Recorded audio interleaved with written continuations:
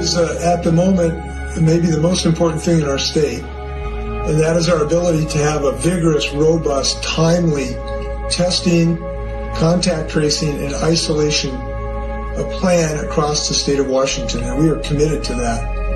We're going to have a much more detailed review with you either Monday afternoon or Tuesday, I believe.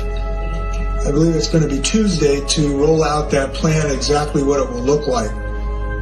It's going to involve hundreds of members of the Washington National Guard, members of the Department of Licensing, local Department of Health, and state departments of health working all in unison. And we're going to continue to build from there. I'm glad we've been on top of this because this is extremely important. I'll mention one thing about that plan, if I may, because I think it's going to be becoming increasingly important. And that is that we want to do the testing, which is step one. We want to do the contact tracing, which is step two, to contact people who may have been infected. But the third is isolation.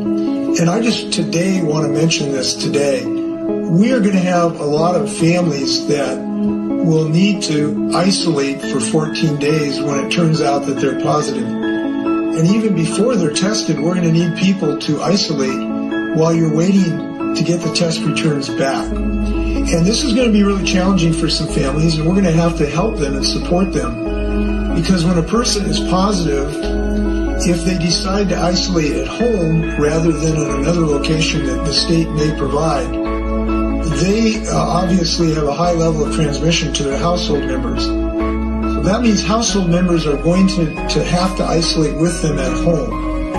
And our success in this endeavor, our ability to avoid this pain again, a large degree is going to depend on those families' success and willingness and the ability of us all to help those families so that they're secure for 14 days in their homes. That means not trips to the grocery store and trips to families' houses. So that's going to be a challenge for us, and I hope we're all going to help those families.